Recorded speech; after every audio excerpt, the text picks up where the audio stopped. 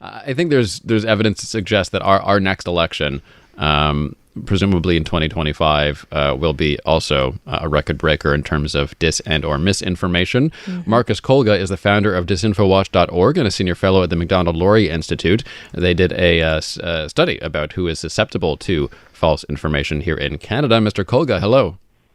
Hello, thanks for having me on. Thanks for joining us. So first, the differences between Liberals, Conservatives, other partisans here in Canada. Who is more susceptible to disinfo? Well, first of all, Canadians, from our study, we found that Canadians, the majority of Canadians are actually exposed to disinformation, specifically the kind of disinformation that the Russian government and its embassy here in Canada are trying to amplify and promote in terms of Russia's invasion of Ukraine. And breaking down of those Canadians, again, the majority of Canadians who have been exposed to those Russian narratives, we found that there was a worryingly large number of Canadians who either believed those narratives or were unsure of whether they were true or false, indicating that there's a lot of work that we need to do to raise awareness amongst all Canadians about this problem.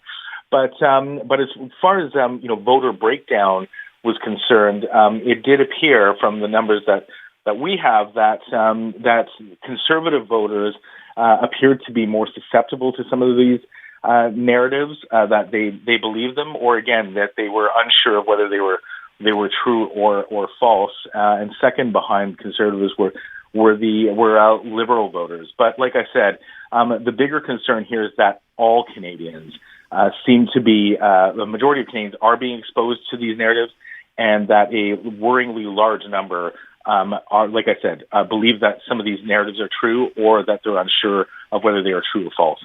When we're talking about disinformation, misinformation, false narratives, what are we referring to specifically? Because I feel like the term, fake news has been so diluted that people just use it to categorize anything that they don't agree with at this point. So how do we teach the public to think critically about the media that they're consuming? Well, that's a great question. Our study looked specifically at Russian government narratives about Ukraine.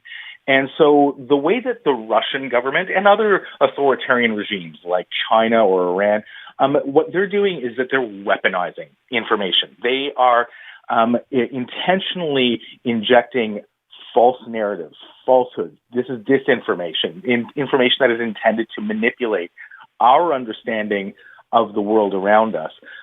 This is what they're doing. These are the kinds of narratives, the false narratives that they're injecting into our information space. And so we call that disinformation. There's also misinformation, which is, information that may have some innocent mistakes. It's not intended to mislead us, but there are problems with, truth and veracity within some of those statements. But like I said, disinformation is intended to deceive us, and there's a lot of that floating around in our information environment right now.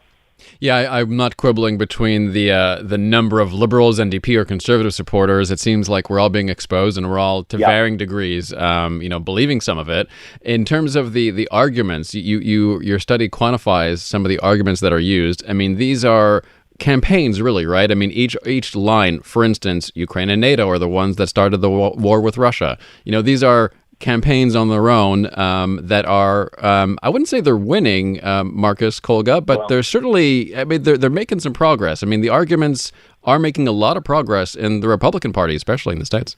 Yeah, that's a very, very good point. And it's an example that I like to bring up, is that these Russian narratives about Ukraine are having an impact on policy specifically in the United States. And we've seen it over the past year or so. Those delays that we saw in the U.S. Congress making a decision to approve the aid, the further flow of financial aid, the further flow of weapons to Ukraine, all of that was really slowed down by a small number of far-right Republicans. And a lot of them, when you listened to them, when you saw their tweets on social media, when you heard them in their interviews, they were often citing some of these narratives that we looked at. And those are, of course, the top ones are that, and these are completely false again, that the weapons that we were sending to Ukraine were somehow appearing on the black market, that they were being sold off, that the aid that we're sending to Ukraine is being misappropriated by the Zelensky government. That's also incorrect, but those lines were being used to justify those partisan delays in the U.S., and that's really resulted in a lot of the destruction of civilian infrastructure that we've seen in Ukraine, the bombing of this children's hospital the other day in Kiev. So in terms of warfare, there is a real effect, and Russia is making progress in terms of its information warfare, and that is translating to lives lost and casualties inside of Ukraine. And that's something that I think all Western governments need to be aware of. Something that I find interesting, Marcus, is that the findings of your study are very similar to other studies that we've seen. Like specifically, there's one from a few years ago that Ohio State did, that conservatives are less likely to distinguish political truths from falsehoods than liberals are.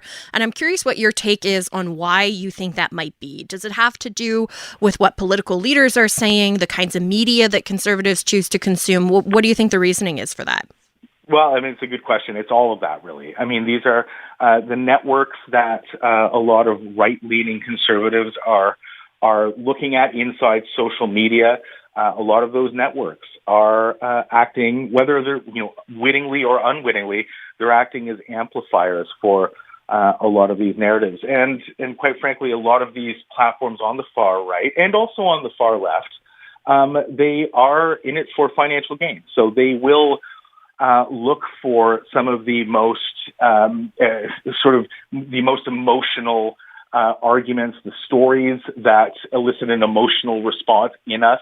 They will use those as headlines on their platforms, and they'll use that to confirm people's biases. And so this is what's happening on, again, the far left and the far right. And this is how some of these narratives that we looked at.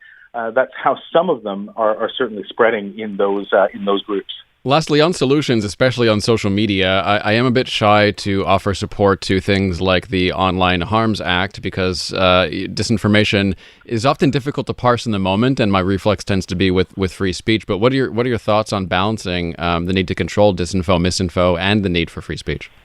Yeah, no, I'm with you. I am also very much a supporter of free speech. This is what our authoritarian adversaries are trying to quash. They repress this in their own countries, and so this is something that we need to fight back against.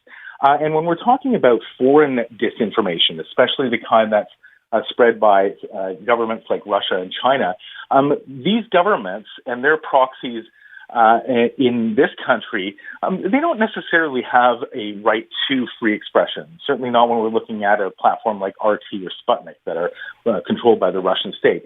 What these governments are doing, they are weaponizing information against us. They are trying to mislead us. They are trying to confuse us.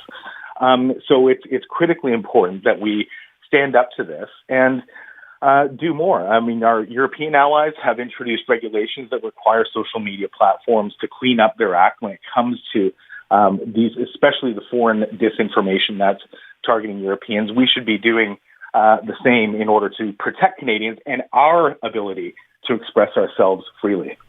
Marcus Kolga, founder of Disinfo Watch, senior fellow at the Macdonald-Laurier Institute's Centre for Advancing Canada's Interests Abroad. Thanks very much for your time. Anytime. Thanks for having me on.